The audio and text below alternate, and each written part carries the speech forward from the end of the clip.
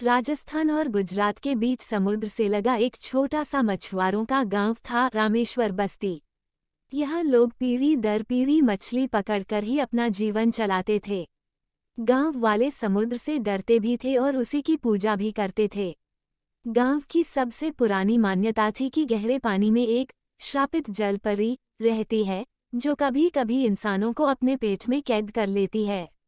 बुजुर्ग कहते, रात में अगर लहरों से बच्चे के रोने की आवाज आए तो समझ लेना कि जलपरी किसी को अपने पेट में निगल गई है। गांव के अधिकतर लोग इसे अंधविश्वास मानते थे, लेकिन ये डर हर किसी के दिल में छुपा था। गांव में मोहन नाम का एक गरीब मछुआरा रहता था। उसकी बीवी राधा और 6 साल का बेटा गोपाल उसकी दुनिया थे। गोपाल बहुत चंचल और हंसमुख था। दिन भर किनारे पर रेत के किले बनाता और सीपियां बटोरता। एक शाम गोपाल किनारे पर खेल रहा था, तभी अचानक समुद्र की लहरें तेज होने लगीं। गांव वाले नाव खींचने में व्यस्त हो गए। किसी ने ध्यान ही नहीं दिया कि गोपाल पानी के अंदर खींचता जा रहा है। राधा चीख उठी, गोपाल, कोई मेरे बेटे को बचाओ। मोहन दौड़कर समुद्र में कूद गया, पर लहरें इतनी खतरनाक थीं कि उसे पीछे धकेल देती। देखते ही देखते गोपाल समुद्र में गायब हो गया। गांव वाले धीरे धीरे तट पर इकट्ठे हुए। सबने सिर झुका लिया। बच्चा डूब गया, समंदर ने उसे ले लिया, किसी ने कहा। राधा बेहोश हो गई और मोहन टूटकर किनारे बैठ गया। रात को गांव में अचानक एक अजीब सी आवाज गूंजने लगी, बिल्कुल बच्चों जैसी रोने की आवाज, लेकिन वो आती थी समंदर के बीचों बीच से। गांव की बूढ़ी दादी, जो समुद्र की कहानियों को सबसे ज्यादा जानती थी, कांपते स्वर में बोली, ये इंसानी बच्चा है। जलपरी ने इसे अपने पेट में कैद कर लिया है। अब ये हर रात ऐसे ही रोएगा। मोहन को यकीन नहीं हुआ। वो किनारे खड़ा होकर लहरों की तरफ देखने लगा। वो आवाज सचमुच उसके गोपाल की थी। उसका कलेजा चीर गया। बुजुर्गों ने बताया, सदियों पहले समुद्र किनारे एक राजकुमारी रहती थी। वह बेहद सुंदर थी लेकिन अहंकारी। एक बार उसने समुद्र देवता का अपमान कर दिया। समुद्र देवता ने क्रोध में उसे जलपरी बना दिया और श्राप दिया कि तू इंसानी रूप में कभी वापस नहीं जा सकेगी। जब भी तुझे माँ बनने की चाह होगी, तू किसी इंसान के बच्चे को अपने पेट में कैद करेगी। लेकिन वो बच्चा कभी तेरा नहीं बन पाएगा। वो सिर्फ रोता रहेगा जब तक उसकी आत्मा समंदर में विलीन न हो जाए। यानी जलपरी माँ बनने की चाह में बच्चों को निगल लेती थी। ये श्राप ही उसकी यातना थी। मोहन रात भर तट पर खड़ा रहा। उसे लग रहा था कि लहरें उसका नाम पुकार रही हैं। बाबा, मुझे बचाओ। गोपाल की आवाज उसके कानों में गूंज रही थी। मोहन ने कस्में खाईं। चाहे मेरी जान चली जाए, पर मैं अपने बेटे को जलपरी के पेट से निकाल कर रहूंगा। गांव वाले डरकर पीछे हट गए। उन्होंने कहा, मत पागल बन मोहन। जलपरी से गिरने वाला जिंदा नहीं लौटता। पर पिता का दिल हार नहीं मानता। मोहन जंगल के अंदर रहने वाले एक बूढ़े साधु के पास पहुंचा। उसने सारी कहानी सुनाई। साधु ने आंखें बंद करके ध्यान लगाया और बोला, समुद्र की वह जलपरी श्रापित है।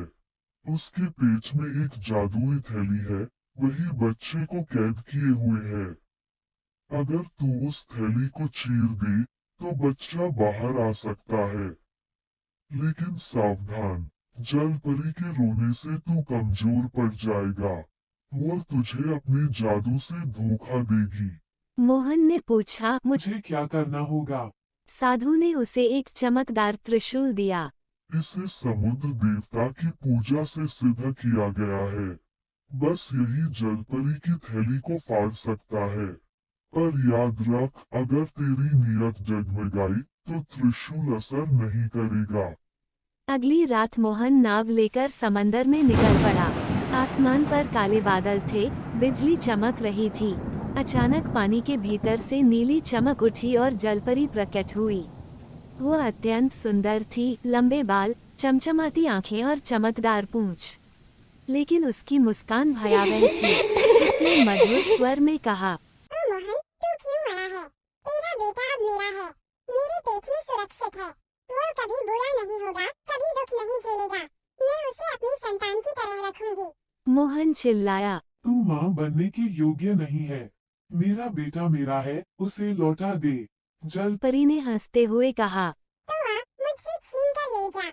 जैसे ही जलपरी ने अपना मुंह खोला, अचानक एक तेज भंवर उठा और मोहन पानी में खींच गया। वह सीधे जलपरी के पेट के भीतर पहुंच गया। वहां का दृश्य भयावह था। हर और हरे नीले प्रकाश में बच्चों की परछाइयां दिखाई देती, वे सब रो रहे थे। उनकी आत्माएं थैली में कैद थीं। और बीच में गोपाल बैठा था, डरा सहमा। उसने अपने पिता को देखा और चीखकर कहा, बाबा, मुझे यहाँ से निकालो। मोहन के आंसू बह निकले। उसने साधु का दिया हुआ त्रिशूल उठाया और उस थैली पर वार किया। जैसे ही थैली फटी, भयानक चीख गूंजी। जलपरी तड़प उठी। वह दर्द से छटपटाने लगी। मोहन ने गोपाल को अपनी बाहों में उठा लिया। बच्चा रोता हुआ उससे लिपट गया। पर जलपरी गरजी, तूने मेरी यातना और बढ़ा दी, मोहन। अब मैं तुझे और तेरे बेटे को जिंदा नहीं जाने दूंगी। उसने अपने लंबे बालों से जाल जैसा फंदा बनाया और मोहन को बांध लिया। मोहन पूरी ताकत से संघर्ष करने लगा। तभी साधु का दिया हुआ त्रिशूल चमका और फंदा टूट गया। मोहन ने गोपाल को सीने से लगाकर जोर से पुकारा, हे समुद्र देव, अगर न्याय है तो हमें बचा लो। अचानक समुद्र शांत हो गया। आकाश से बिजली गिरी और जलपरी पर पड़ी। उसका शरीर कांपने लगा। वो मनुष्य का रूप लेने लगी, वही प्राचीन राजकुमारी।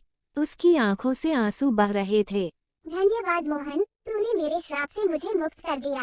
अब मैं सदा के लिए इस समुद्र में विलीन हो जाऊंगी। ये कहकर वह धीरे धीरे पानी में डूब गई और लहरों के साथ गायब हो गई। मोहन और गोपाल लहरों से बाहर निकलकर किनारे पर आ गए। गांव वाले उन्हें देखकर चकित रह गए।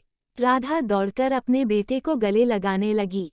सभी गांव वाले ये देखकर हक्के बक्के थे कि मोहन सचमुच जलपरी के पेट से बच्चा वापस ले आया है। उस दिन के बाद से समुद्र से बच्चों के रोने की आवाज कभी नहीं आई। गांव वाले मान गए कि श्रापित जलपरी का अंत हो चुका है। गोपाल बड़ा होकर बहादुर युवक बना। लोग उसे समंदर का बेटा कहकर पुकारते थे।